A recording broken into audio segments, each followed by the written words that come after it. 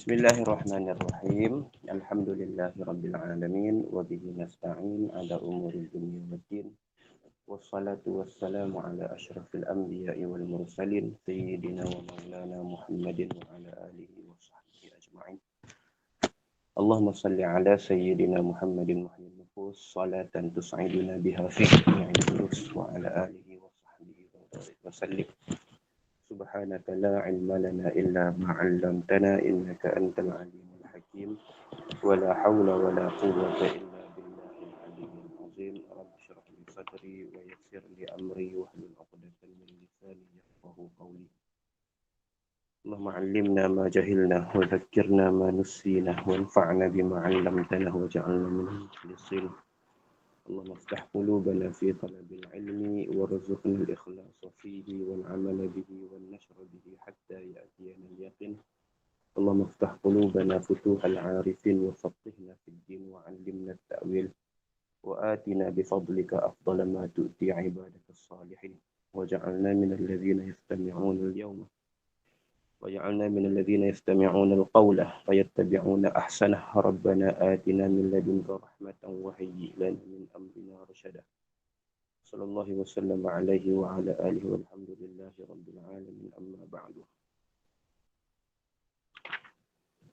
فقال الشيخ المؤلف رحمه الله تعالى ونفعنا الله به وبعلومه وبركاته وعلوم مشايخنا وبركاته في الدارين Amin ya rabbal alamin.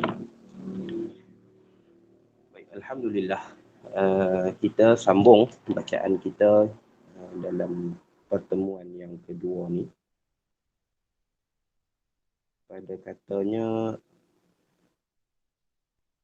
dan telah membilang salaf akan luput sembahyang jemaah akan bala. Itu kalau saya ni muka surat 3. Saya tak pasti yang di kitab yang digunakan oleh tuan-tuan muka surat berapa. Tolong maklumkan supaya kita boleh bagi tahu kat semua orang. Muka surat berapa kita sambung. Kalau kat saya muka surat 3, tapi muka surat kita tak sama.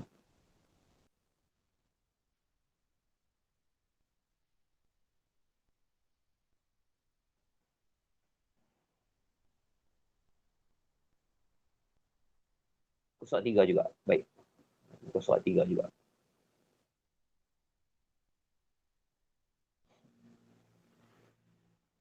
Baik, kata muallif rahimahullahu taala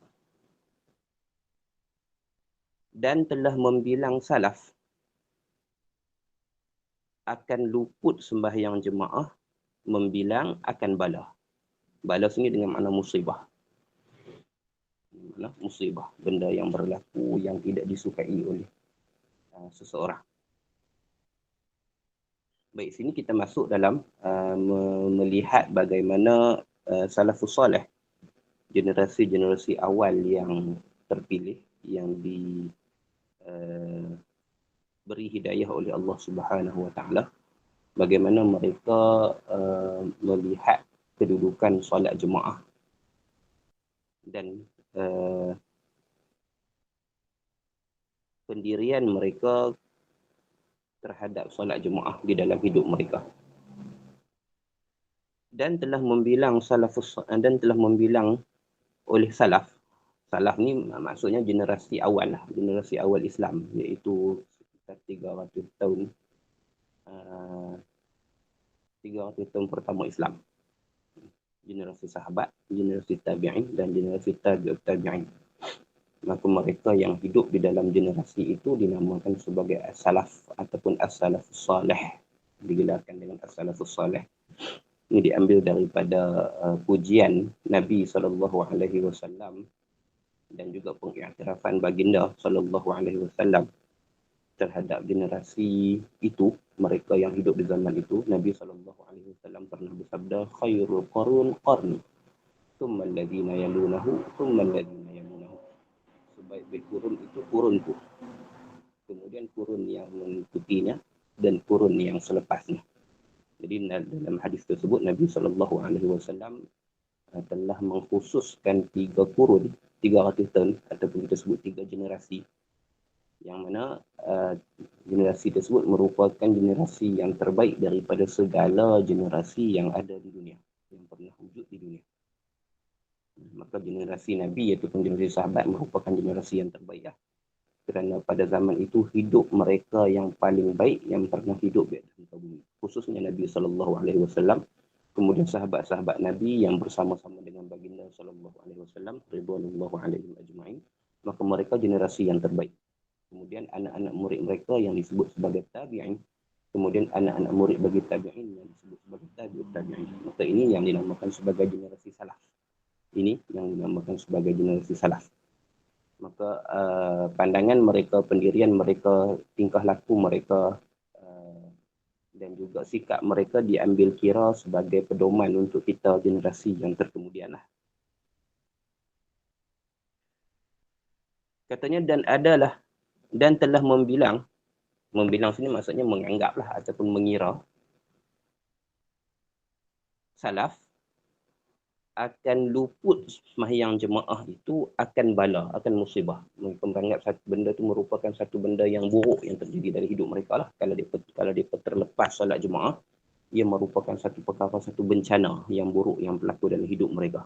Jadi bayangkan sembahyang fardu 5 waktu dilakukan secara berjemaah, secara konsisten, dan sekiranya luput satu fardu dalam berjemaah, maka itu ialah musibah pada pandangan mereka, pada penilaian mereka itu ialah musibah.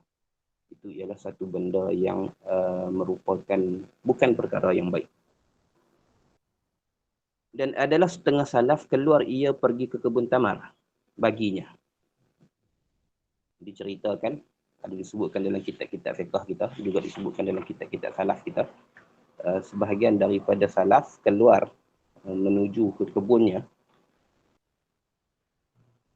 Apa nama,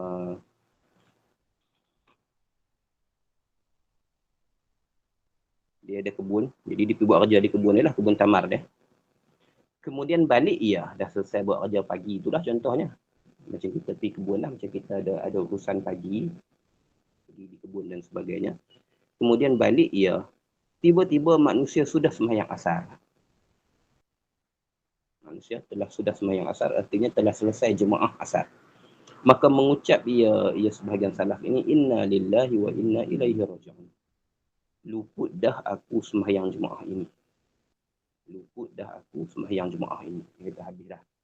Orang dah sembahyang berjemaah dah. Aku dah tak sempat dah sembahyang jemaah asar untuk hari ini. Maka ia pun, tu bacaan dia dengan ia pun. Gabungan daripada dua perkataan lah. Ia dan juga pun. Maka ia pun jadikan kebunnya sedekah kepada miskin-miskin ganti kerugiannya. Maka ini merupakan satu sikap yang sangat jelas. Dia kata kebun ini yang menyebabkan aku terlepas solat asar berjemaah pada hari ini. Maka kebun ini aku jadikan dia sedekah ke atas kaum miskin. Jadikan dia sebagai sedekah. Itu contoh yang ada. Dan adalah Abdullah bin Umar radhiyallahu anhuma. Sayyidina Abdullah bin Umar radhiyallahu anhuma, anak bagi Sayyidina Umar, khalifah Islam yang kedua.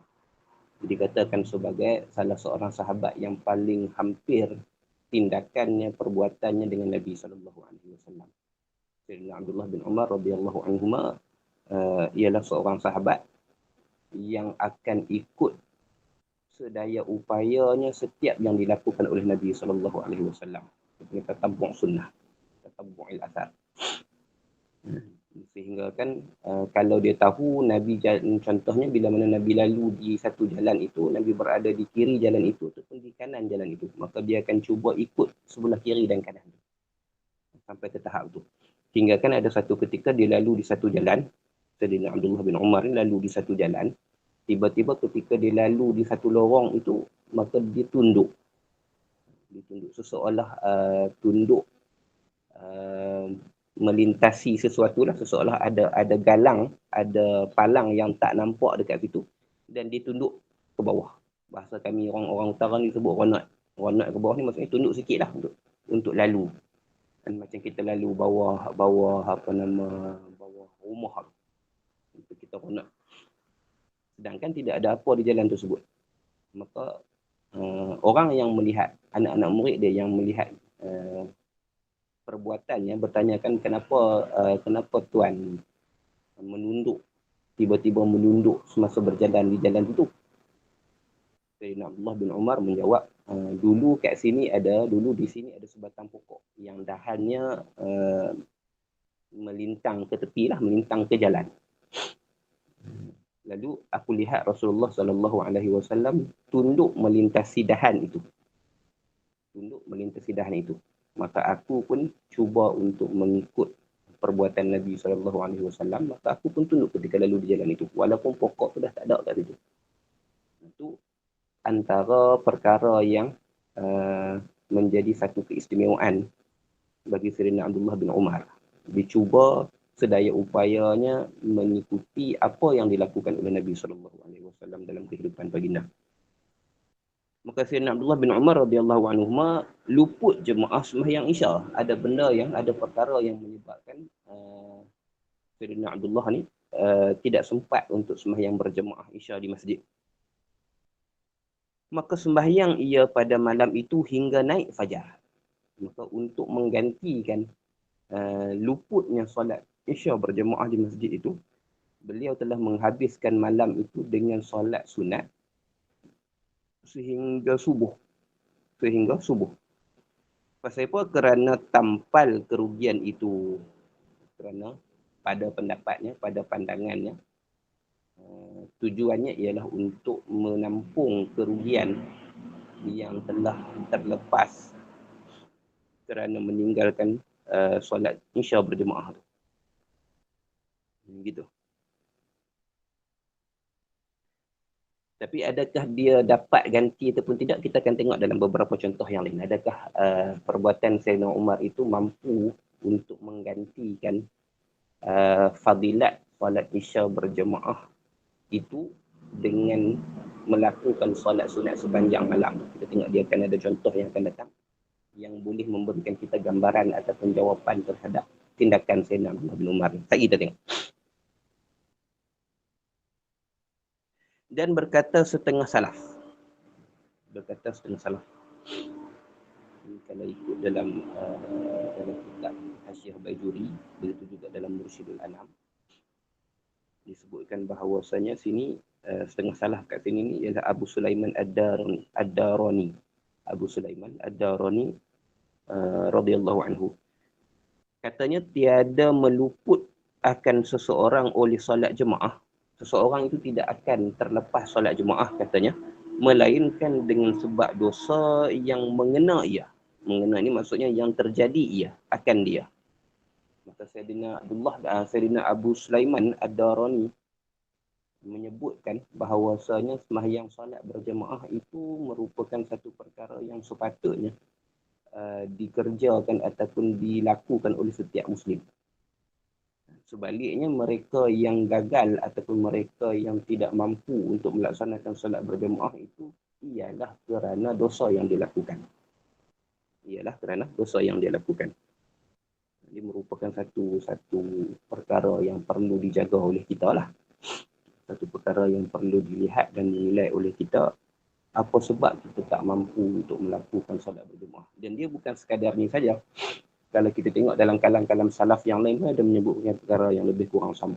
Seorang itu tidak mampu untuk bangun malam, untuk qiyamul lail, maka seseorang itu perlu bermuhasabah kembali apa yang dia telah lakukan pada siang hari itu. Itu antara kalam ulama berkaitan dengan kemampuan ataupun rezeki seseorang untuk solat malam.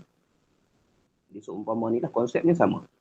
Terhalangnya kita daripada melakukan sesuatu kebaikan, sesuatu ibadah kepada Allah Subhanahu Wa Taala pada pandangan ulama, ia merupakan kafarah, ia merupakan satu balasan ke atas kesalahan yang telah kita lakukan.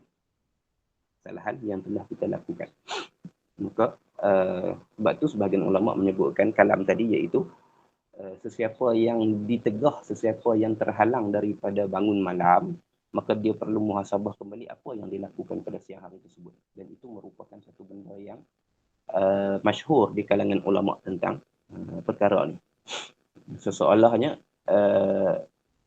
penjagaan kita ke atas syariat Allah Subhanahu wa taala. Kita memelihara perkara yang wajib dan yang sunatnya, menjauhkan diri dari perkara yang haram dan makruhnya, dia akan memberikan kita kekuatan untuk terus berada di jalan Allah Subhanahu wa taala. Ini benda yang perlu kita perhatikan. Kita masyhur, kita dengar antara sejarah hidup Imam Syafi'i rahimahullahu taala. Bila mana Imam Syafi'i bila terlihat sesuatu di jalanan, sebahagiannya kata dia terlihat perempuan di jalanan, bukan dia tengok tak, dia terlihat, maka dia menyebabkan hilang ataupun lupanya Imam Syafi'i kepada sesuatu ilmu yang berada dalam diri dia.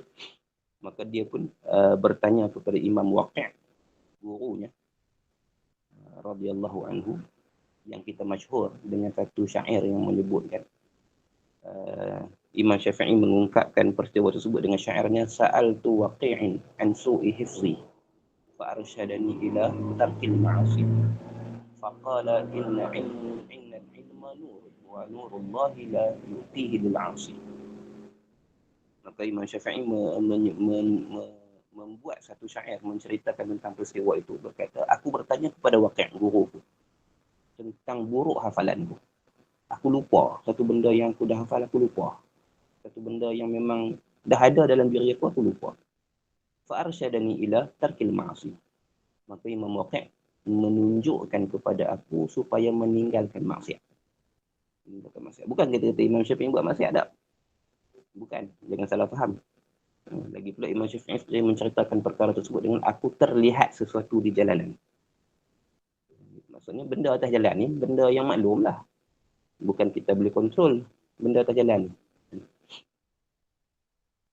Tapi itu kesan dia pada Imam Syafi'i radhiyallahu anhu. Dan berkata lagi Sayyidina Waqi' kepada Imam Syafi'i radhiyallahu anhu, dalam syair tersebut disebutkan, wa qala innal ilma nurun. Dan Imam Waqi' berkata sesungguhnya ilmu itu ialah cahaya, nur. Wa nurullahi la yu'ti lil 'asi. Dan cahaya Allah itu tidak akan diberikan kepada orang yang bermaksiat. Ini merupakan satu benda yang maklum dalam perjalanan rohani seseorang. Dia akan terhalang daripada manfaat ataupun sinaran cahaya rohani tersebut bila mana berlaku maksiat pada diri dia. Ini salah satunya, contohnya yang kita lihat di depan mata kita ni lah. Sebab tu ulama mengatakan bahawasanya seseorang itu tidak akan luput solat jemaah, peluang untuk solat jemaah, melainkan ada kesalahan yang dia lakukan. Maka kesalahan itu mengikat dirinya, menjadikan dia berat untuk melakukan solat jemaah. Jadi ini bukan benda yang pelik lah, dan bukan benda yang ajaib. Ini satu benda yang makruf dan maklum di dalam perjalanan kerohanian seseorang.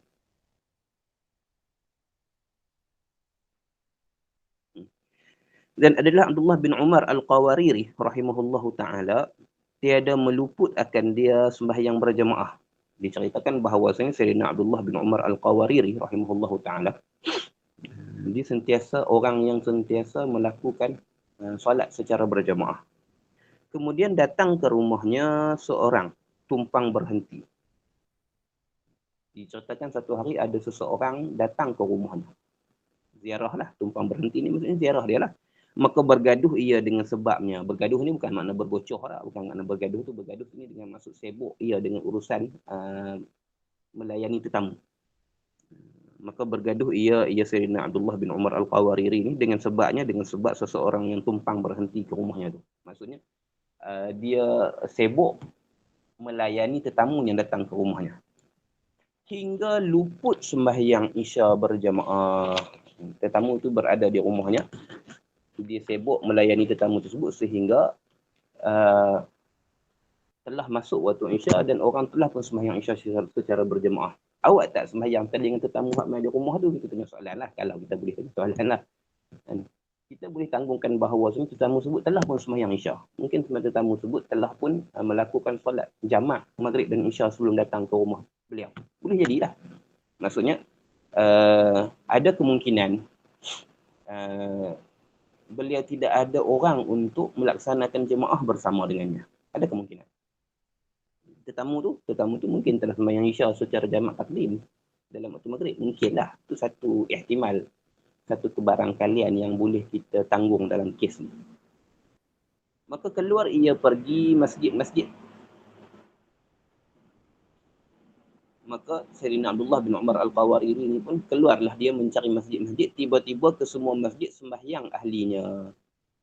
Maka dia dapati masjid-masjid yang berdekatan dengan tempatnya tu, mungkin ada sekitar 2, 3, 4, 5 masjid yang ada di sekitarnya tu, telah pun selesai sembahyang Isya semuanya. Dia masjid-masjid. Bila selesai sembahyang Isya ni, bila selesai habis semua dah ni, tutuplah masjid tu. Tutuplah. Maka ia pun, tu bacaannya ia pun.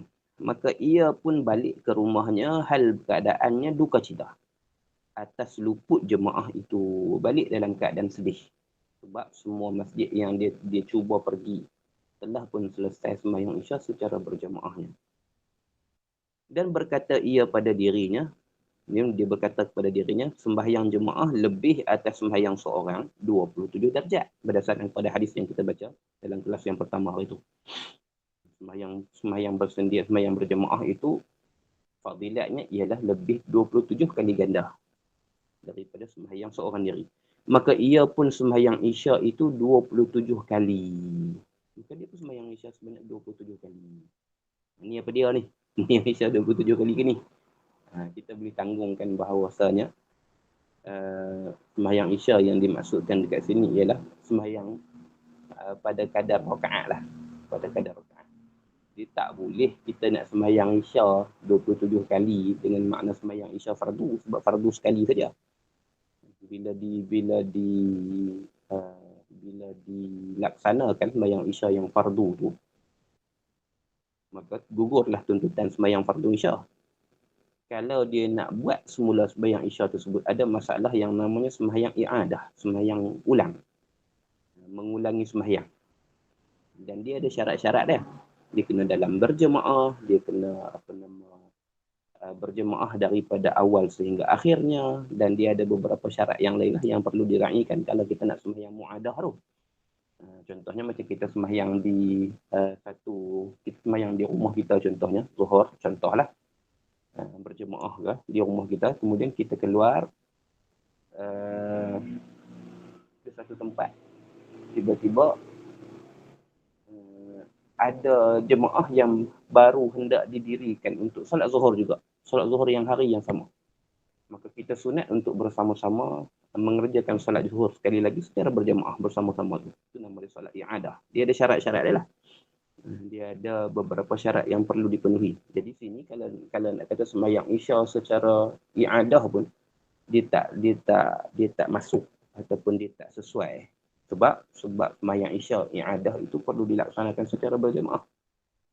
Jadi sini makna yang lebih tepat ataupun yang lebih hampir kepada real, yang lebih hampir kepada realitinya ialah beliau sembahyang sebanyak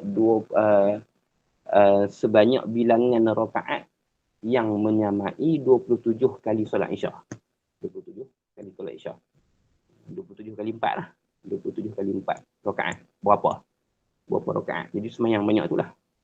Itu maksud sembahyang Isya 27 kali. Sembahyang Isya 27 kali. Maksudnya dengan bilangan rakaat yang dia lakukan itu menyamai dengan bilangan rakaat solat Isya sekiranya dilakukan 27 kali. Itu maksud dia. Maka ia pun sembahyang Isya itu 27 kali. Kemudian lepas daripada itu tidur ia. Dia pun tidur. Maka bermimpi ia hal keadaan ia menunggang seekor kuda di belakang puak-puak berkuda. Dia bermimpi dia melihat dirinya sedang menunggang seekor kuda di belakang satu kumpulan tentera berkuda ataupun satu kumpulan yang berkuda di hadapannya. Maka ia pun bersungguh-sungguh mempecutkan kudanya. Mempecutkan kudanya di belakang mereka itu. Bila dia ketinggalan di belakang, maka dia pun memacu kuda lah untuk bergabung dengan kumpulan kuda yang berada di depan dia. Maka tiada dapat sampai bersama-sama mereka itu. Dia pecut sehabis dayanya. Kuda yang dia tunggangnya itu tidak mampu untuk bergabung bersama kumpulan kuda yang berada di depannya. tidak mampu untuk bergabung dengan kumpulan kuda yang berada di depannya. Jadi dia duduk ligan, ni bahasa utara lah, dia duduk ligan, dia duduk kejar kumpulan kuda yang berada di depannya tu, tak sampai-sampai. Tak mampu.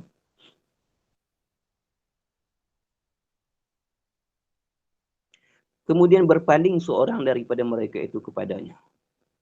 Tiba-tiba, seseorang yang di dalam kumpulan berkuda di depan itu berpaling melihat dirinya, serta berkata, ia engkau mempenat kuda engkau. Engkau mempenat kuda engkau saja.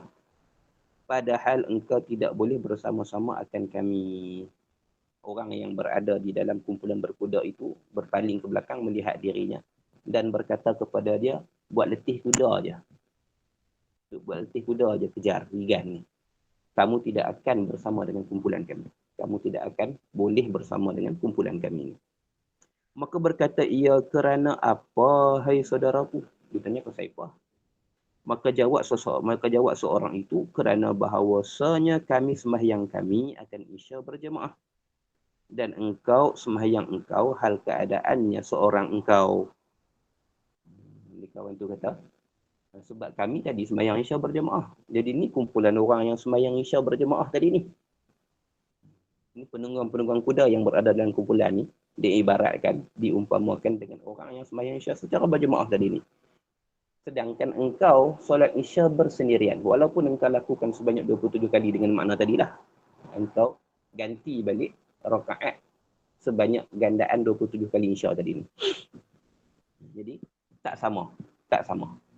Walaupun engkau dapat bilangan rakaat yang sama, tapi fadilat dan kelebihannya tidak sama. Maka ini memberikan kita jawapan kepada apa yang dilakukan oleh Sayyidina Abdullah bin Umar tadi.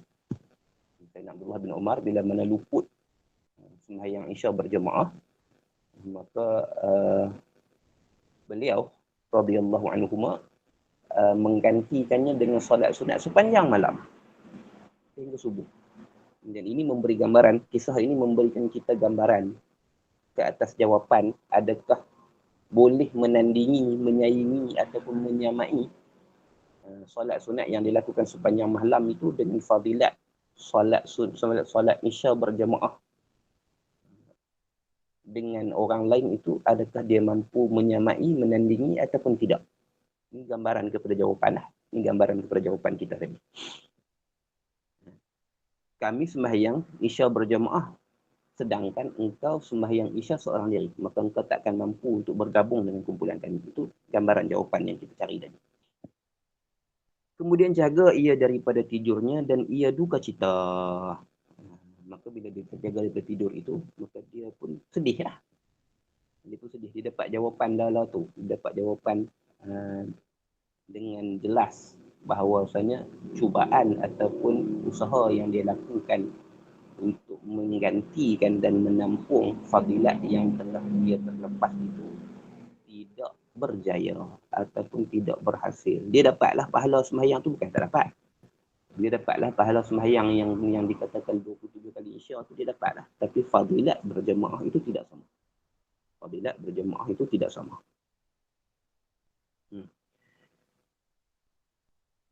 Dan adalah mendapat takbiratul ihram mengiringi takbir imam itu sangat besar kelebihannya. Dan luput itu amat rugi tersebut di dalam Al-Jauharul Mawhub. Ini kembali balik dalam perbincangan kita dalam pertemuan yang sebelumnya. Iaitu fadilat takbir bersama imam yang kita sebagai takbiratul ula yang disebutkan dalam hadis dengan namanya takbiratul ula tu. Dia amat besar. Dia sangat besar kelebihannya. Yang disebutkan dalam hadis tadi, contohnya dia mendapat 2 kelepasan. Satu kelepasan daripada api neraka, yang kedua kelepasan daripada nifaq, kelepasan daripada sifat munafik. Jadi kalau luput takbiratul ula bersama imam tu juga merupakan satu perkara yang sangat rugi. Satu perkara yang sangat rugi. Dan riwayat daripada Abdurrahman bin Auf radhiyallahu anhu, sahabat Nabi radhiyallahu anhu, bahawasanya datang baginya perniagaan di Mesir 400 unta dengan muatannya. Dan Abdurrahman bin Auf kita maklumlah merupakan seorang businessman yang berjaya pada zamannya. pada zaman Nabi SAW antara sahabat-sahabat yang kaya. Satu hari, diceritakan satu hari datang perniagaan, kafilah yang datang membawa barangan bersama dengan unta-untanya sebanyak 400 unta. Banyaklah. Kalau kita ni mungkin bertrailer lah nilainya. 400 unta. Maka keluar ia Sayyidina Abdul Rahman ni mendapatkan akan dia. Maka dia pun pergilah menguruskan kafilah yang datang tu.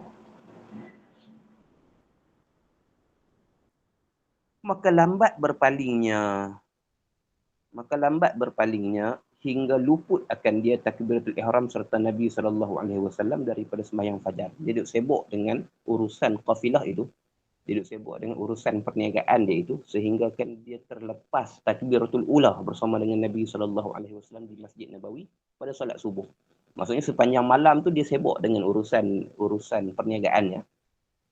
Dan urusan perniagaan tersebut menyebabkan dia lambat keluar ke masjid untuk sembahyang berjemaah subuh dengan Nabi SAW. Dia bukan tak sempat solat jemaah dah. Dia tak sempat takbiratul ula bersama dengan Nabi SAW. Maksudnya Nabi dah dalam pertengahan sembahyang baru dia sempat sampai. Maka mendapat ia akan Rasulullah SAW di dalam rukuk pada rakaat pertama. Jadi dia sempatlah rakaat tu.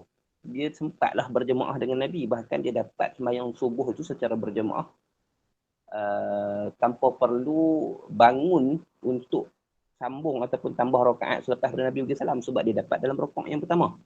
Kita akan bincang kemudian untuk mendapatkan solat berjemaah seseorang itu perlu rukuk bersama dengan imamnya dalam mana-mana rakaat.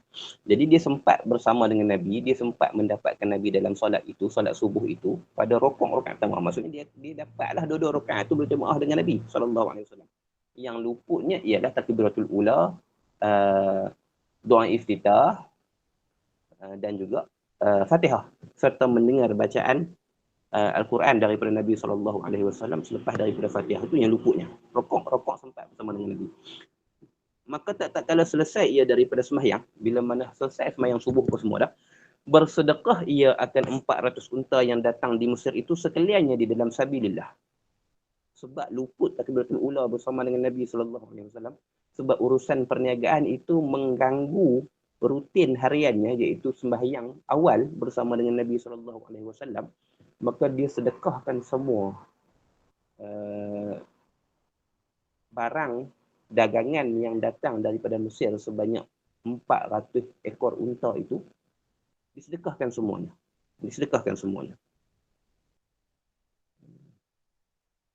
Kemudian maka sembah ia ya Rasulullah.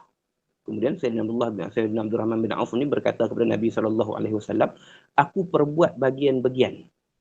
Aku semalam sampai, diceritalah semalam sampai kepada aku hasil perniagaan daripada Mesir sebanyak 400 ekor unta yang penuh dengan muatan. Dan aku sibuk menguruskan urusan tersebut sehingga subuh. Dan bila aku bergegas datang ke masjid untuk solat berjemaah bersama dengan Tuan, ya Rasulullah, aku hanya sempat bersama dengan Tuan di dalam rakaat yang pertama. Aku tak sempat daripada awal solat. Lalu aku sedekahkan, aku infakkan semua hasil yang datang daripada Mesir itu sebanyak 400 ekor unta bersama dengan muatannya itu, aku sedekahkan kepada jalan Allah. Aku infakkan kepada jalan Allah. Maka adakah tercapai aku akan pahala takbiratul ihram? Itu soalan dia. Jadi dia cerita dah apa jadi pokok-pokok ni. Benda ni jadi macam ni. Kemudian ni tindakan saya. Adakah aku dapat dengan perbuatan ini fadilat takbiratul ula bersama dengan Tuhan? Sembahyang daripada awal dengan imam. Soalan dia. Sabda Nabi SAW tiada. Nabi kita tak dapat 400 ekor unta serta muatannya itu, sekalipun engkau infakkan ke jalan Allah, maka tidak mampu, pahalanya itu tidak mampu menandingi pahala takbiratul ula. bersama dengan imam. Maka sembah ia Sayyidina Abdul Rahman bin Auf adalah di atas tiap-tiap jamal itu, tiap-tiap unta tu, hak atas ekor unta tu, tiap-tiap unta tu ada seorang sahaya bagiku. Ada seorang hamba bagiku. Kerja dia lah. Kerja yang ditugaskan untuk menjaga, membawa setiap unta tu 400 lah. 400 ekor, 400 orang hamba. Jadi 400 ekor unta dengan maksud 400 ekor orang lah. 400 orang hamba sahaya, pekerja dia. Besar lah perniagaan ni. Aku merdeka akan dia bagi wajah Allah Ta'ala. Aku merdekakan dia kerana Allah.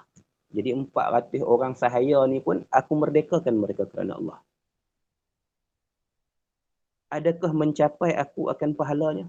Pahala takbiratul ihram tadi. Aku dah sedekah dah hasil muatan 400 ekor unta bersama untanya. Itu jalan Allah. Aku juga memerdekakan 400 orang hamba sahaya milikku yang berada di atas unta tadi ni juga ke jalan Allah. Aku memerdekakan mereka. Mereka bukan lagi hamba bagiku, mereka telah pun merdeka. Adakah dapat pahala takbiratul ihram tadi ya Rasulullah?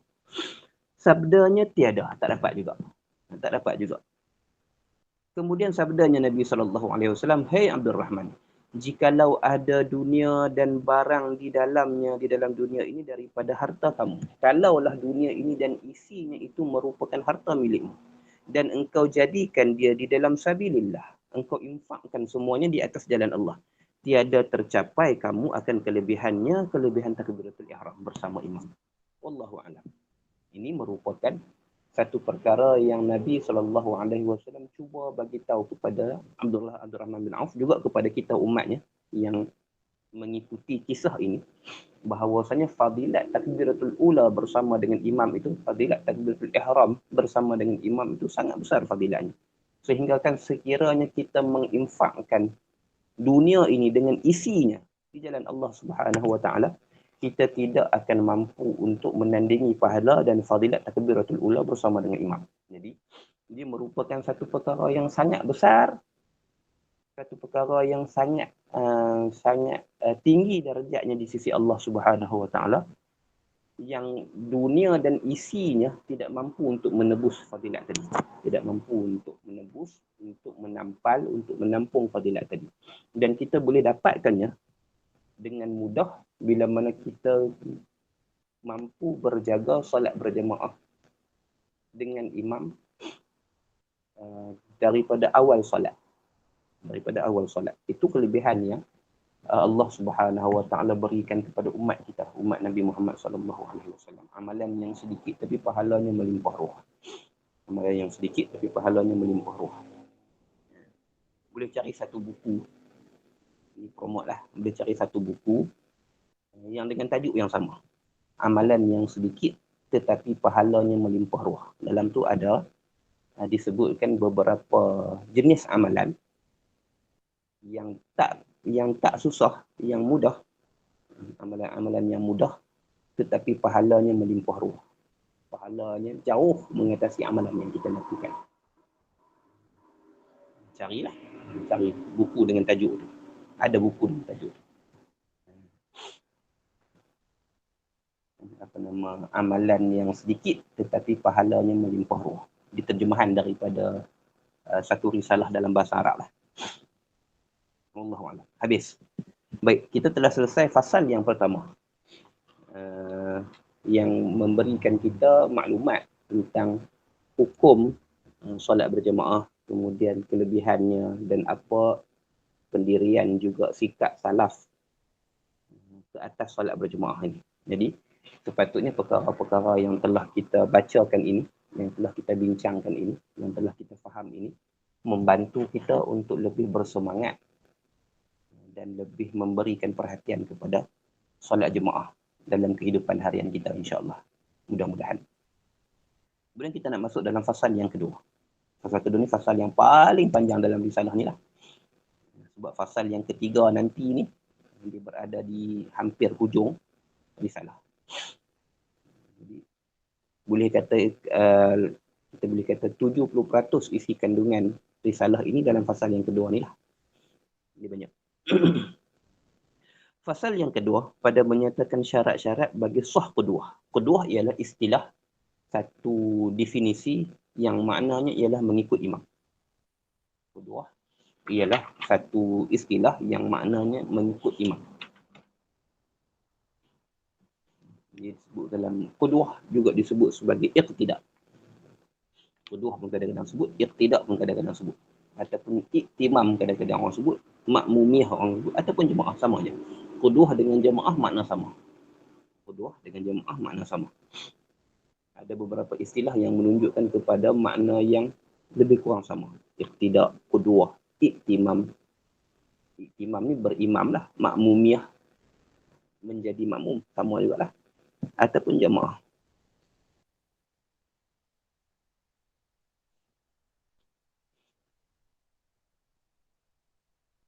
Baik, maka qudwah ini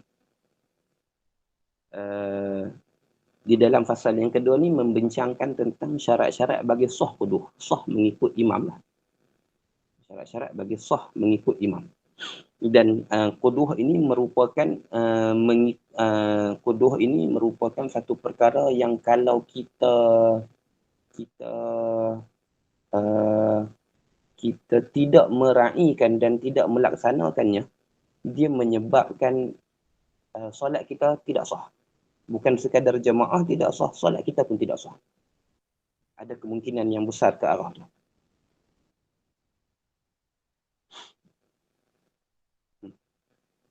Maka adalah syarat-syarat mengikut imam 12. Syarat-syarat mengikut imam itu ada 12. Pertamanya daripada 12. Syarat yang pertama, syarat sah mengikut imam ni, niat mengikut imam atau berjemaah serta takbiratul ihram atau kemudian takbiratul ihram pada lain daripada Jumaat. Pada lain daripada Jumaat.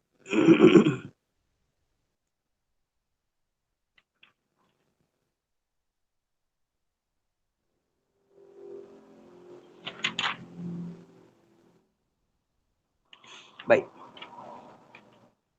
Syarat yang pertama, kita masuk dalam syarat yang pertama. Syarat yang pertama bagi sah berjemaah ini ialah niat mengikut imam. Niat mengikut imam.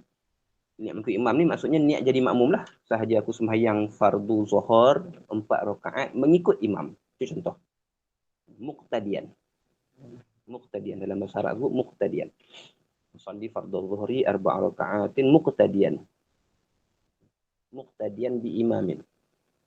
Lillahi ta'ala. Contoh. Sahaja aku sembahyang fardu zuhur 4 rakaat mengikut imam kerana Allah Ta'ala. Ataupun macam yang kita selalu buat, salli fardu zuhri 4 rakaatin makmuman. Makmuman sama makna dengan muqtadian bi imamin tadi. Sahaja aku sembahyang fardu zuhur 4 rakaat makmum kerana Allah Ta'ala. Ataupun salli fardu zuhri 4 rakaatin jama'atan.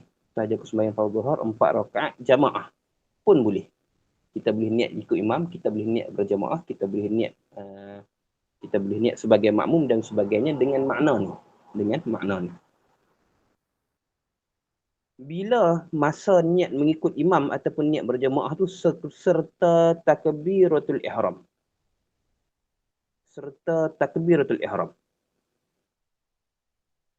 Ini tempatnya. Dan ini tempat yang paling tepat.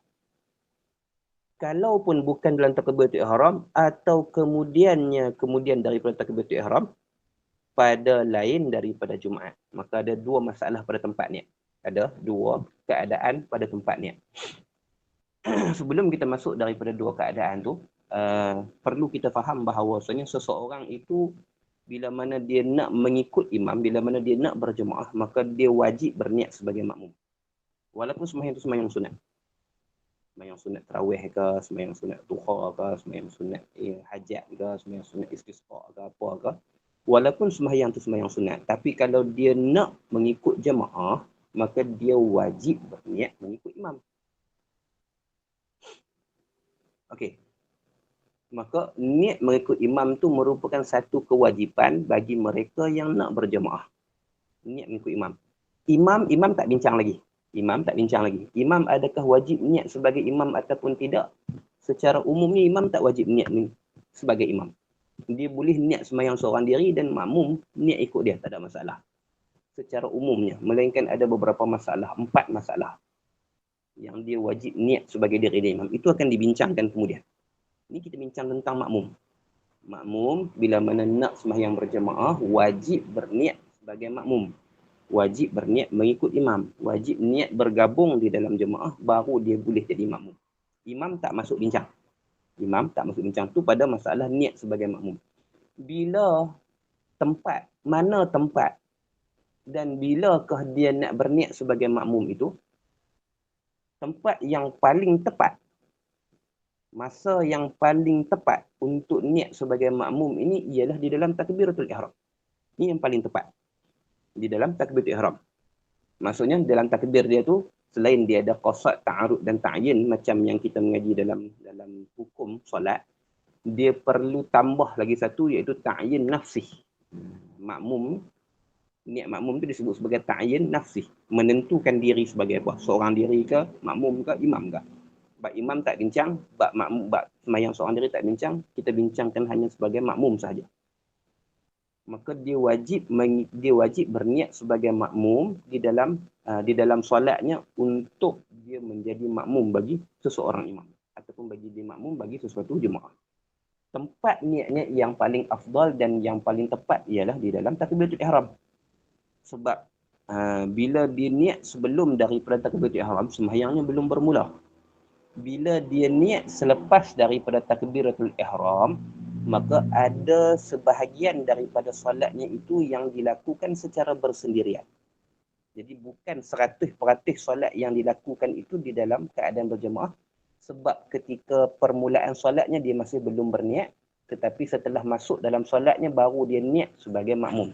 Maka ada sebahagian solat yang dia lakukan, sejuzuk daripada solat yang dia lakukan itu dilakukan secara bersendirian bukan sebagai makmum. Maka tempat yang paling afdal, tempat yang paling tepat untuk diniat sebagai makmum ialah di dalam takbiratul ihram. Itu tempat yang paling tepat, tempat yang paling afdal. Itu tempat dia. Maka bila dia berniat sebagai makmum di dalam takbiratul ihramnya, bererti setiap juzuk solatnya dilakukan secara berjemaah. Itu dia punya kesan dia. Atau ada juga pilihan yang kedua ni, tempat yang kedua bagi niat sebagai makmum, bukan niat solat dah, niat sebagai makmum ni.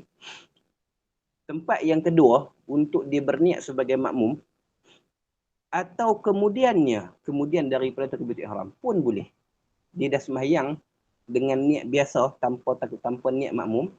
Kemudian di dalam sembahyangnya adakah dia boleh berniat sebagai makmum? Boleh. Jawapan ni boleh. Jawapan dia boleh. Bila dia niat dalam sembahyangnya, contoh ketika dia baca doa iftitah, contoh ketika dia sedang baca Fatihah, dan mana-mana tempat lah. Contoh ketika dia sedang duduk tahiyat awal, contoh lah, dan sebagainya. Mana-mana juzuk dalam solatnya memberikan kepadanya peluang untuk dia niat sebagai makmum. Peluang sebagai dia niat sebagai makmum. Jadi tak ada masalah dia nak niat pada mana-mana juzuk dalam sembahyangnya sebagai makmum. Cuma juzuk yang telah berlalu tanpa niat sebagai makmum itu dikira sembahyang seorang diri. Dikira sembahyang seorang diri. Situ. Itu secara umumnya. Tapi dengan syaratlah dia ada kaid dia. Dia ada kaid dia. Orang yang nak niat di dalam solat, bukan di dalam takbiratul ihram, tetapi selepas daripada takbiratul ihram, dia nak niat sebagai makmum tu, dia boleh niat sebagai makmum di dalam mana-mana solat selain daripada Jumaat. Selain daripada Jumaat. Dalam Jumaat, wajib tanpa ada pilihan kedua berniat sebagai makmum di dalam takbiratul ihram. Tanpa ada pilihan yang kedua. Dalam solat Jumaat, wajib dia berniat sebagai makmum di dalam takbiratul ihramnya. Kalau dia tak niat sebagai makmum di dalam takbiratul ihram pada solat Jumaat, maka solat Jumaatnya tidak sah. Adapun solat selain daripada solat Jumaat, maka dia boleh berniat sebagai makmum ketika dia sedang baca doa iftitah, ketika dia sedang membaca Fatihah, ketika dia sedang rukuk dan sebagainya. Tak ada masalah. Tak ada masalah. Gitu. Cumanya ada beza tak? Niat di dalam takbiratul ihram dengan niat di luar ataupun selepas daripada takbiratul ihram, ada beza lah. Ada beza. Bezanya pada fadilat jemaah yang dia dapat lah. Bila mana dia telah memulakan solat sebagai makmum daripada permulaan, maka dia dapat fadilat jemaah yang sempurna. Bila mana dia berniat sebagai makmum di dalam pertengahan solat selepas daripada takbiratul ihram, berarti dia tidak memulakan solat dengan secara berjemaah, maka dia tidak mendapat fadilat berjemaah secara sempurna. Jadi ada perbezaan dekat situ. Ada perbezaan dekat situ. Adapun pada solat Jumaat, maka dia wajib berniat sebagai makmum di dalam takbiratul ihram kerana tidak sah solat Jumaat yang dilakukan secara bersendirian. Tak sah. Dalam masalah solat Jumaat, hatta imam pun wajib niat sebagai imam dalam solat Jumaat. Ini salah satu daripada 4 masalah imam wajib niat sebagai imam. Ada 4 masalah di mana imam wajib niat sebagai imam, dan solat Jumaat ialah salah satu daripada 4 masalah tu. Imam wajib niat sebagai imam, makmum wajib niat sebagai makmum di dalam takbiratul ihram masing-masing. Adapun selain daripada solat Jumaat, makmum boleh berniat sebagai makmum di dalam takbiratul ihram, boleh berniat sebagai makmum selepas daripada takbiratul ihram dalam mana-mana juzuk solatnya. Gitu. Adapun Jumaat di nak hurai makna tadi, maka wajib atas makmum niat mengikut imam. Maka wajib atas makmum niat mengikut imam. Wajib niat di mana? Dalam takbiratul ihram. Itu kita kena tambahlah di dalam takbiratul ihram. Dan wajib atas imam niat jadi imam serta takbiratul ihram keduanya, kedua imam dan makmum. Kerana syarat berjemaah pada solat Jumaat. Kerana syarat berjemaah dalam solat Jumaat. Demikian lagi solat mu'adah. Macam kita sebut tadi. Pengulangan solat fardu yang dilakukan buat kali yang kedua ataupun buat kali yang ketiga. Demikian lagi solat mu'adah. Makmum wajib berniat sebagai makmum, dan kalau imam itu yang melakukan solat mu'adah, maka imam wajib berniat sebagai imam dalam takbiratul ihram. Dan solat yang kedua yang dijamakkan dengan sebab hujan. Masalah yang ketiga. Begitu juga dengan solat yang kedua yang dijamakkan kerana hujan. Jamak dengan sebab matar, dengan sebab hujan. Di dalam masalah jamak qasar, ada sebahagian masalah yang membenarkan kita solat jamak tanpa qasar walaupun kita bukan musafir, iaitu pada ketika hujan. Dan dia disyaratkan mestilah solat jamak itu jamak takdim. Sembahyang asar dalam waktu zuhur ataupun sembahyang isya dalam waktu maghrib. Dan untuk solat yang kedua itu, solat jamak itu wajib diniatkan di dalam takbiratul ihram sebagai makmum ataupun sebagai imam, sebab dia wajib berjemaah. Dia tak boleh solat jamak kerana hujan, tak boleh dilakukan secara bersendirian. Maka jika meninggal ia akan ini niat ni. Ini niat mengikut imam ni.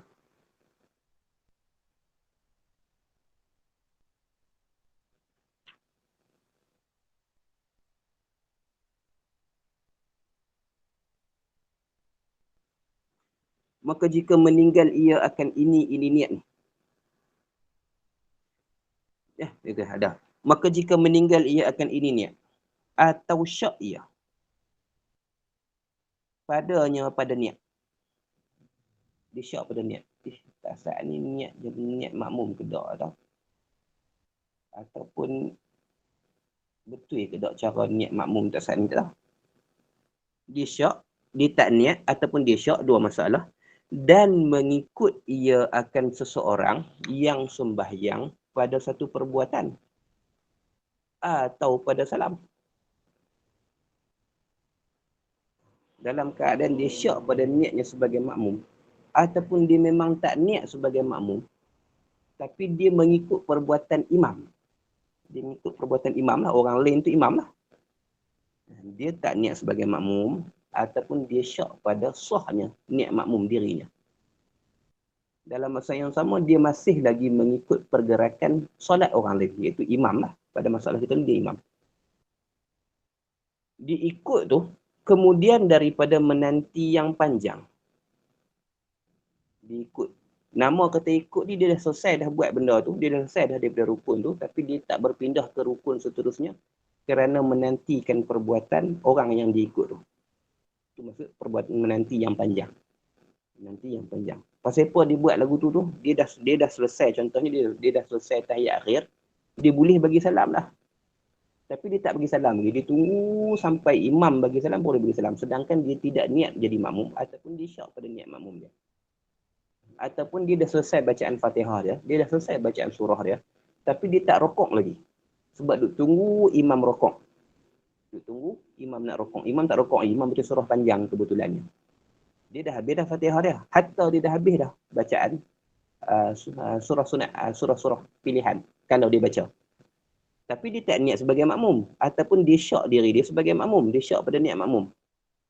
Dia masih lagi menanti imam untuk rokok supaya dia rokok mengikut imam. Dengan tujuan untuk mengikut pergerakan imam tu. Kerana mengikut dia kata. Kalau macam tu, nescaya batal sembahyang. Nescaya batal sembahyang. Maka batal sembahyang. Sebab dia mengikat sembahyang dirinya dengan sembahyang orang lain tanpa cukup syarat. Tanpa cukup syarat. Dia tak niat sebagai makmum ataupun dia syak pada niat makmumnya. Maka syak pada niat makmum menjejaskan niat. Syak pada niat makmum menjejaskan niat. Jadi seseolahnya dia tak niat lah. Dia tak niat. Ini kena bincang balik dalam hukum hakam bagi niat. Orang yang biasa mengaji kitab fiqh, dia akan melalui satu perbahasan yang dinamakan sebagai ahkam niat. Hukum hakam bagi niat. Dia ada 7. Ada 7 perbahasan dalam mana-mana niat. Niat sembahyang ke, niat puasa ke, niat haji ke, niat apa pun. Akan ada 7 perbahasan asas tentang niat. Hukumnya, ta'rifnya, masanya dan sebagainya. An haqiqatun hukmun mahalli wa zaman, kaifiyatun syartun wa maqsudun hasan. Dia ada hakikat niat, ta'rif niat. Dia ada tempat niat. Dia ada hukum niat. Dan dia ada masa niat. Dan dia ada cara niat. Dan dia ada syarat niat. 7. Dia ada syarat niat. Dia ada 7 perbahasan yang berkaitan dengan niat secara umum. Dan antara syarat niat itu mestilah ketiadaan syak pada niat. Di antara syarat sah niat, mestilah ketiadaan syak pada niat. Maka syak pada niat itu akan menjejaskan niat. Jadi bila dia syak sebagai makmum, aku tak sat niat makmum ke tak tahu, ataupun betul tak cara aku niat sebagai makmum tak tahu. Maka syak itu menjejaskan niat dia. Menjejaskan niat makmumnya. Maka dia dianggap sebagai orang yang tidak berniat sebagai makmum. Bukan tak semayang tak niat sebagai makmum. Maka bila dalam keadaan macam ni, sama ada dia tidak berniat sebagai makmum ataupun dia syak pada niat makmumnya dan dia masih lagi mengikut orang depan sebagai imam, benda tersebut menyebabkan batal solat dia. Dia bukan sekadar membatalkan jemaah ataupun menjejaskan fadilat pahala jemaah tak, dia membatalkan solat. Dia membatalkan solat. Sebab dia mengikat sembahyang dirinya dengan sembahyang orang lain tanpa memenuhi syarat yang diperlukan. Maka jika mengikut ia akan dia atas jalan kebetulan atau kemudian daripada menanti yang pendek. Kebetulan daripada menanti yang pendek. Kalaulah pergerakan itu selari, tapi secara kebetulan dia habis bacaan dia, orang yang di depan dia tu pun habis bacaan, orang depan tu rokok, dia pun rokok. Orang depan tu yang tidak bukan disebab diikut orang depan, tapi secara kebetulan. Macam kita biasa sembahyang berjemaah secara masbuk, kemudian selesai imam bagi salam, kita bangkitlah nak tambah rakaat kita, orang sebelah kita pun bangkit. Secara kebetulannya dia cepat sikit daripada kita, jadi dia rokok, kita pun rokok. Dia tidak, kita pun tidak. Bukan kita ikut dia, tapi secara kebetulan dia masa tu sama, dia align secara kebetulan saja, bukan pasal kita nak ikut dia. Tapi dia habis Fatihah, dia rokok. Dalam masa yang sama, kebetulan kita pun habis Fatihah, kita pun rokok. Jadi seseolah kita macam mengikut dia. Dia rokok, kita rokok. Dia tidak dan seterusnya. Walhalnya kita ada pace masa kita sendiri dan dia pun ada pace masa dia sendiri. Yang kebetulannya hampir sama. Itu secara kebetulan. Tak ada masalah. Atau menanti yang pendek. Ataupun kita tunggu juga. Tapi tunggu tak lama. Tunggu yang tak lama pada uruf. Atau menanti yang panjang dengan ketiadaan mengikut. Ataupun menanti itu menanti panjang. Tapi bukan sebab kita ikut dia, ada sebab lain. Contohnya kita ralik ke dan sebagainya. Ralik dalam sembahyang tak membatalkan solat. Ralik fikir banyak benda, dalam sembahyang, terus rukuk dan sebagainya. Maka menanti yang panjang itu tidak membatalkan solat bila mana dia bukan sebab mengikut imam yang bukan imam kita. Tiada mudarat, artinya tiada batal sembahyangnya. Tiada mudarat artinya tiada batal sembahyang.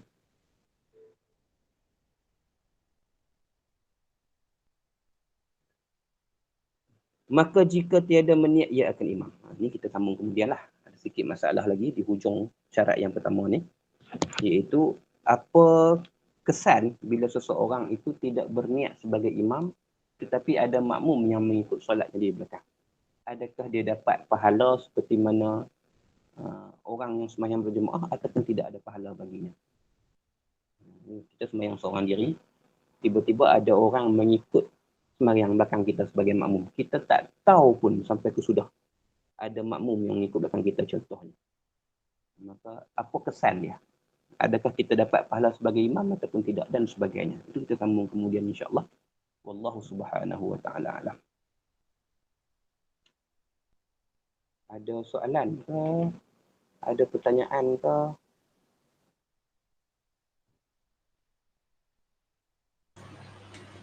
Saya Ustaz boleh ke? Sila. Terima kasih Ustaz. Soalan saya pada dan mengikut ia akan seorang yang sembahyang pada satu perbuatan atau pada salam tu boleh ke Ustaz buat taswir untuk pada salam? Pada salam, okey. Mengikut pada salam ni bererti dia telah pun membaca tahiyat akhir dan dia telah pun selesai tahiyat akhirnya. Tetapi dia tidak meneruskan dengan memberi salam sebab sepatutnya selepas daripada baca tahiyat akhir, rukun yang seterusnya ialah memberi salam. Tapi dia tak bagi salam. Pasal apa dia tak bagi salam? Sebab dia tunggu imam di depan tersebut memberi salam. Dan dia memberi salam selepas daripada imam memberi salam kerana mengikut imam memberi salam. Itu maksud dia. Jadi, contohnya, syak pada niat itu berlaku ketika tahiyat. Gitu. Di tengah baca tahiyat akhir ni, syak berlaku. Ish. Betul ke tak aku niat tadi? Apa nama? Betul ke tak? Aku tadi ni niat sebagai makmum ke tak? Tak tahu. Dia main syak tu pada tahiyat akhir. Dan syak tu berpanjangan, tidak hilang. Syak tu berpanjangan sampai dia baca tahiyat akhir bagi habis. Syak tu masih lagi wujud. Dalam keadaan syak tu, sepatutnya sama ada dia terus sembahyang seorang diri ataupun dia renew balik niat dia lah. Sebab kita boleh niat jadi makmum dalam mana-mana juzuk dalam solat. Sepatutnya dia renew balik lah niat makmum lah. Dia tak buat. Dia masih kekal dalam syak tu. Tahiyat telah habis dibaca, sepatutnya dia bagi salam. Kalau dia tak niat semula sebagai makmum, sepatutnya dia bagi salam. Dia tak bagi salam. Pasal apa? Sebab dia tunggu imam bagi salam. Lama. Imam baca doa lepas daripada tahiyat dan sebagainya. Allahumma inni a'udzubika min fitnatil mahya wal mamat. Semua tu. Allahumma ighfir li ma qaddamtu wa ma akhartu wa ma aslamtu wa ma a'lantu wa ma aslamtu dan seterusnya tu. Dia masih lagi tak bagi salam. Sebab dia sedang tunggu imam bagi salam, baru dia nak bagi salam. Maka ketika itu batal solat dia. Sebab dia mengikat sembahyang dirinya dengan sembahyang orang yang bukan imam bagi diri pada ketika tu. Sebab datang syak ataupun sememangnya dia daripada awal tak niat sebagai imam dan dia lupa. Dan sebagainya. Cara penyelesaiannya mudah. Iaitu niat sebagai imam, niat sebagai makmum. Itu jalan penyelesaiannya. Tajdid. Renew balik niat sebagai makmum tu. Aku makmum, aku berimamkan kepada imam di depan. Selesai. Sebab dia tak disyaratkan, tak wajib di dalam solat selain daripada solat Jumaat untuk niat dan takbiratul ihram macam kita bincang pada awal tadi. Tapi dia tak ambil tindakan tu. Dia tak renew niat dia ataupun dia tidak meneruskan solat secara bersendirian yang mana kalau sepatutnya dia solat secara bersendirian, dia telah pun memberi salam.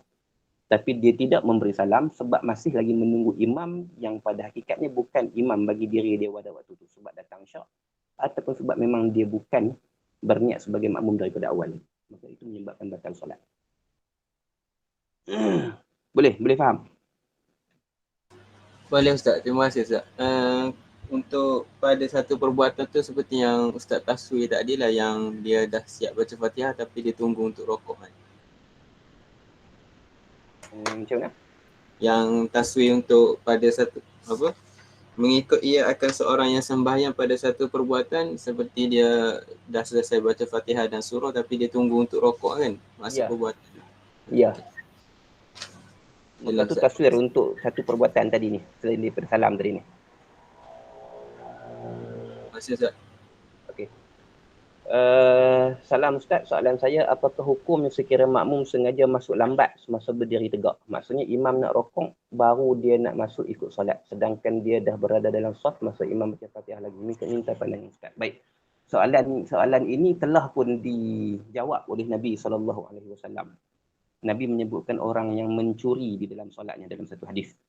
Pencuri dalam solat.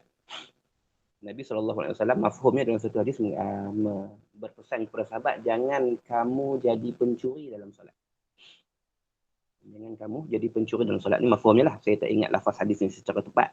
Sebab saya takut silap lafaz hadis. Tapi mafhumnya Nabi sebut, jangan kamu mencuri di dalam solat. Sahabat tanya, bagaimana seseorang tu boleh mencuri dalam solat, ya Rasulullah? Rasulullah menjawab, mereka yang menunggu sehingga imam hampir rukuk barulah masuk ke dalam solatnya. Maka perbuatan menunggu imam berada di penghujung rakaat, rukuklah, untuk masuk ke dalam solat sembahyang bersama imam, maka Nabi SAW menamakan perbuatan itu sebagai mencuri di dalam solat. Hukumnya makruh. Hukumnya makruh. Sekiranya dia tidak ada sebarang sebab yang munasabah untuk melewatkan solatnya, dia dah berada di posisi yang betul, situasi yang betul, peluang yang betul untuk terus masuk ke dalam solat bersama imam, tapi dia masih lagi melengah-lengahkan masa masuk ke dalam solat bersama dengan imam tersebut, maka hukumnya makruh. Adakah dia dapat fadilat jemaah? Dapat. Sebab bila mana dia sempat rokok bersama imam, maka dia dapat rakaat tersebut secara berjemaah lah, walaupun tak dapat daripada awal, macam yang berlaku dalam kes Sayyidina Abdul Rahman bin Auf tadi. Dapat fadilat jemaah? Dapat. Adakah dia menyebabkan sesuatu perkara yang menjejaskan solatnya? Tidak. Tidak ada penjejasan pada solatnya.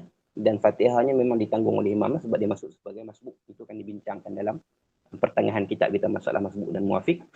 Tapi hukum melakukan perkara sebegitu ialah makruh. Ialah makruh sebab sengaja masuk ke dalam solat berjemaah bersama imam dengan lambat sehingga imam hampir rukuk, sedangkan dia boleh masuk lebih awal daripada itu. Dia macam-macam sebab lah. Kadang-kadang imam tersebut bacaan dia lambat, kadang-kadang imam tersebut surahnya panjang yang dibaca dan sebagainya. Kalau berlaku dalam tarawih lah, dalam tarawih lah, dah selepas 8 rakaat, 10 rakaat, dia malas lah. Malas lah. Jadi imam baca Fatihah, dia duduk-duduk lagi. Imam baca surah pun dia duduk-duduk lagi, dia bajet set lah. Imam, kita tahu kata imam baca separuh muka surat ataupun satu muka surat, dia bajet dekat imam nak rokok tu, baru dia bangkit untuk masuk berjemaah bersama dengan imam dalam solat tarawih. Hukumnya makruh. Tapi kalau ada sebab selain daripada malas tu, maka tak makruh lah. Contohnya memang ada benda kancing baju dia lekat ke apa ke menyebabkan dia lambat untuk masuk berjemaah dengan itu, tak ada masalah lah. Duk bubuh hutang baju tak masuk, duk bubuh tak masuk, imam dia tak masuk contohnya, maka tak ada masalah lah. Tak makruh. Tapi berdasarkan kepada soalan, dia sengaja melambatkan dan menangguhkan masa dia masuk berjemaah bersama dengan imam tanpa ada sebab yang munasabah pada syarak, maka hukum dia makruh. Dan Nabi sebutkan orang macam ni dalam kategori pencuri dalam solat. Selesai. Wallahu a'lam. Soalan, sekiranya tajdid makmum perlu tambah rakaat ataupun sempurnakan solat? Sempurnakan solat tu macam biasa, tak ada masalah. Tak perlu tambah rakaat dan sebagainya, sembahyang tersebut telah berlaku dengan elok. Cuma kadang-kadang syaitan ganggu kita hingga mendatangkan syak pada niat kita. Maka kita tajdid niat tersebut untuk menghapuskan syak itu.